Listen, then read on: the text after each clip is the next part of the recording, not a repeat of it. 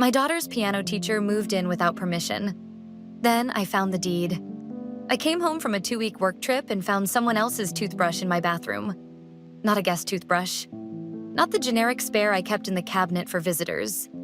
A toothbrush in a holder on the counter, between my toothbrush and my daughter's, as if it had always lived there. Beside it, a bottle of moisturizer I didn't recognize.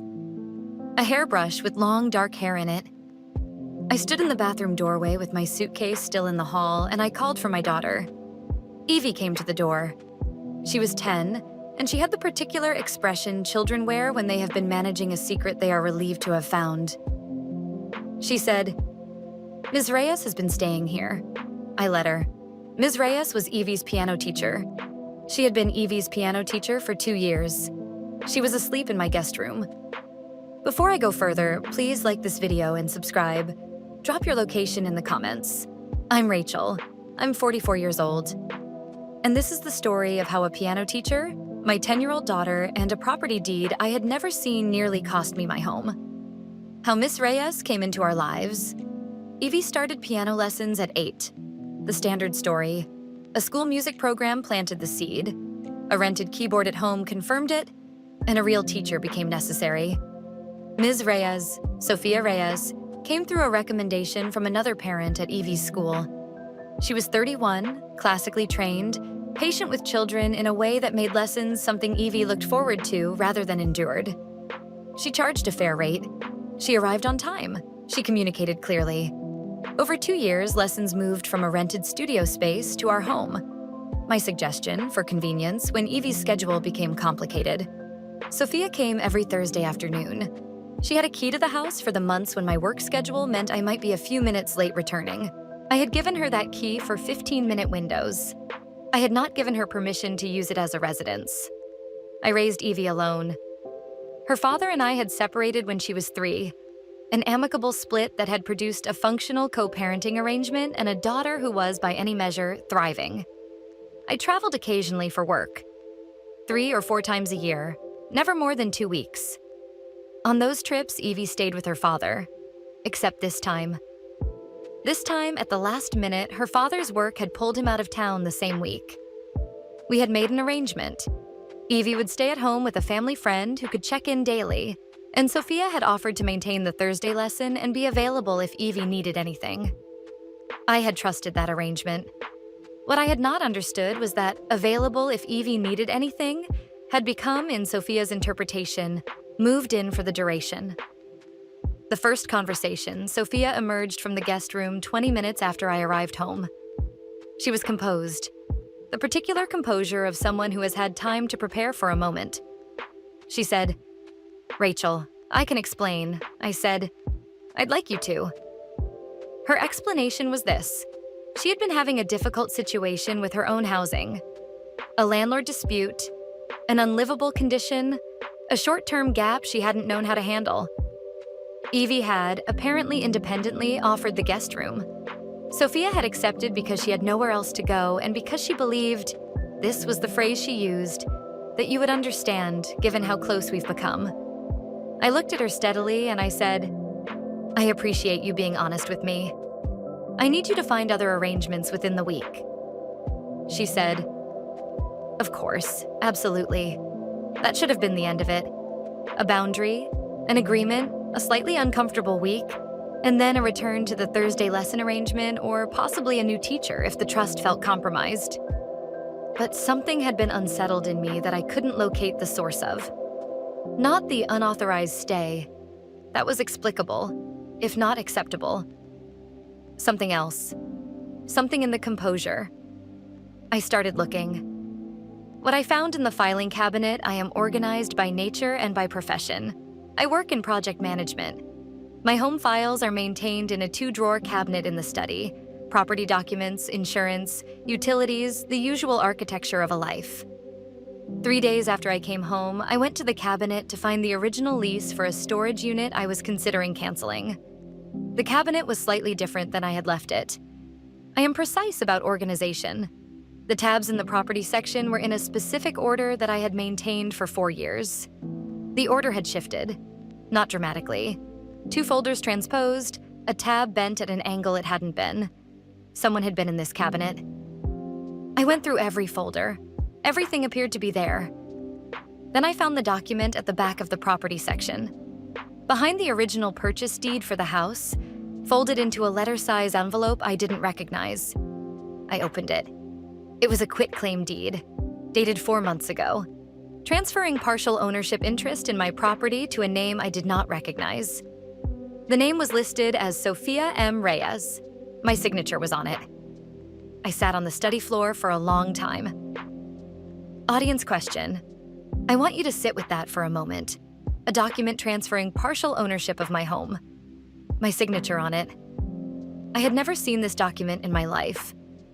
I want to ask you, what is the first thing you do when you find something like that? Do you confront immediately? Or do you close the folder and make a call?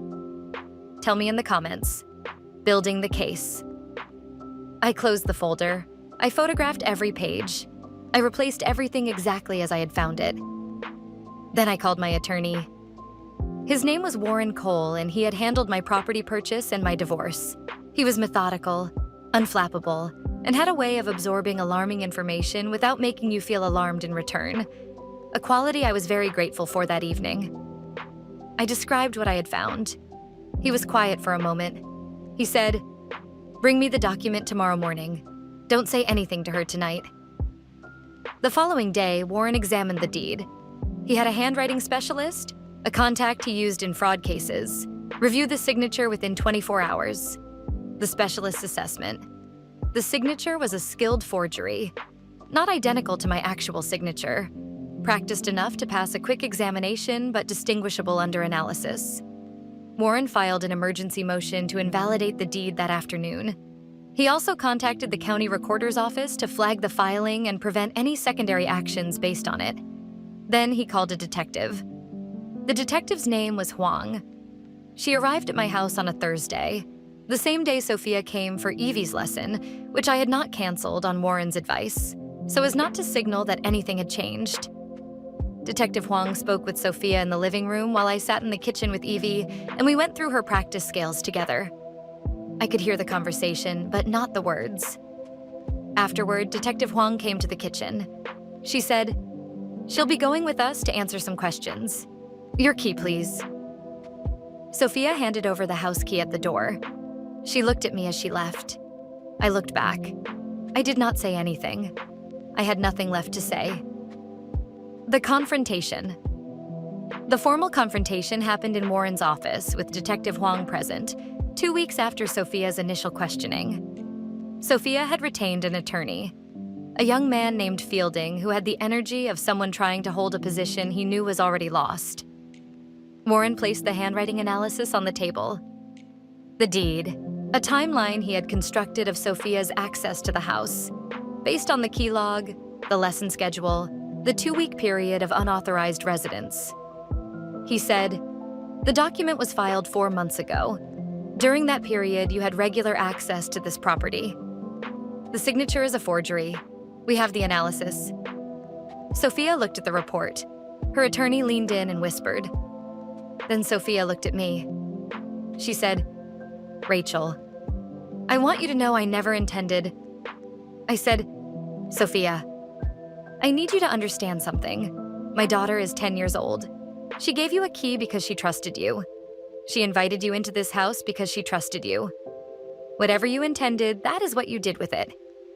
Fielding said, "My client would like to discuss." Warren said, "The criminal matter is separate. We're here to discuss the civil resolution and the deed. The deed was formally invalidated. The criminal proceedings are ongoing. I am unable to discuss specifics. What I can tell you is that the investigation found that this was not an isolated incident. Sophia had done something similar before, in a different city, with a different property, with a different outcome that had not resulted in prosecution." Detective Huang called me with that information on a Tuesday afternoon. I sat with it for a long time. The twist. The twist did not come from Sophia. It came from Evie. 3 weeks after everything had resolved, the deed invalidated, Sophia gone, a new piano teacher found, Evie asked to talk to me at bedtime. Serious voice, sitting upright, the posture of a child who has been carrying something. She said, "Mom, I need to tell you something." She said, "When Ms. Reyes was here, she asked me questions about you, about the house, about where you kept your important papers." I kept my face very still. I said, "What did you tell her?" Evie said, "I showed her where the filing cabinet was, because she said she needed to find her lesson contract to give you a receipt. I thought that was where you kept contracts."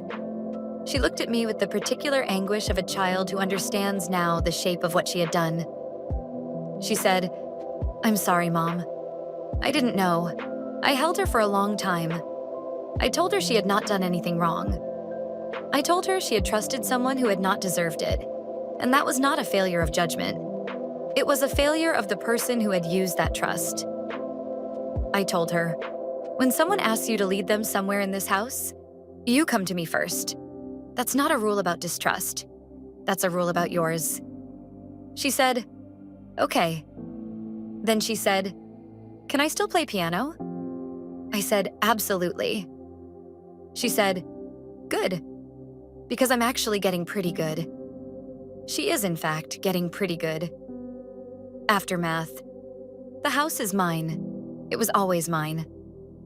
But having the deed confirmed and the forgery on the record and the filing cabinet back in its exact order, there is a specific relief in that which is hard to describe to someone who hasn't felt their home become uncertain beneath them.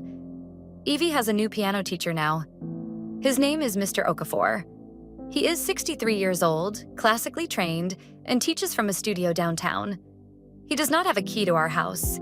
He will not be getting one. I changed the locks anyway. And the filing cabinet has a padlock now. Small, sturdy, the kind that requires a key I keep on my person. The lesson I take from this is uncomfortable because it requires me to acknowledge something I would rather not. Sophia's access to my home was not forced. I gave it, in pieces over time for convenience. A key here, a flexible arrangement there, an assumption that warmth and trust were the same thing. They are not the same thing. Warmth is a feeling. Trust is a structure.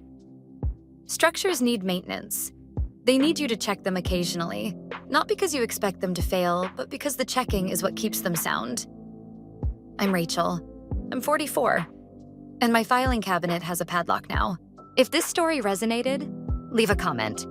Share it with someone who needs to hear it. Subscribe so you don't miss what comes next. See you there.